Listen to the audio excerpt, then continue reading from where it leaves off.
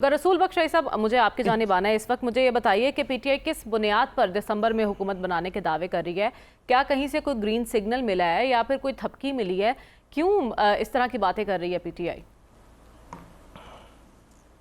अगर ऐसे दावे वो कर रहे हैं तो सिवाय इसके कि हुकूमत को ये उसके बारे में ये तासुर दिया जाए कि ये ज़्यादा कायम रहेगी नहीं रहेगी, इसके अलावा और क्या मकसद हो सकता है कि अगर किसी के पास ये शेड्यूल सामने है कि ये हुकूमत दिसंबर तक ख़त्म हो जाएगी, तो फिर तो मैं समझता हूँ कि उनको बहुत कुछ और भी कर लेना चाहिए।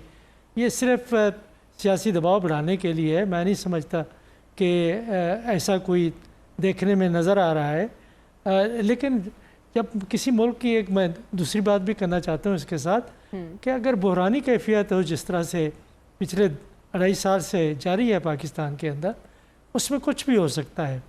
और चूँकि हमारे जो सियासी मामलात हैं वो आइन कानून और किसी कायदे और किसी हतमी रिवायत के मुताबिक नहीं चलते, और उसमें कई मुदाखलती अनासर मौजूद हैं, फैक्टर्स हैं, तो जो इंटरवीनिंग वेरिएबल या फैक्टर्स हैं अगर उनको सामने रखें तो इस गैर यकीनी सी सूरत हाल में कुछ भी हो सकता है कि हम तो हतमी तौर पे ये नहीं कह सकते कि हुकूमत 5 साल पूरे करेगी, ये भी नहीं कह सकते कि ये हुकूमत 2 साल बाद ख़त्म हो जाएगी, 3 साल बाद ख़त्म हो जाएगी।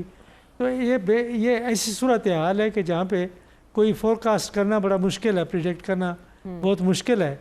और जहाँ तक सियासी जमातों के दावों का ताल्लुक़ है कि हम 5 साल पूरे करेंगे और हम दिसंबर में इनको रुखसत करके हम इक़्तिदार में आ जाएंगे, इनमें कोई सदाकत नहीं सिवाय इसके कि जो सियासी खेल खेला जा रहा है उसमें सिर्फ बयानबाजी और एक दूसरे को नीचा दिखाने के अलावा कुछ और नहीं हो सकता। ठीक है, इंतखाबात हो चुके हैं।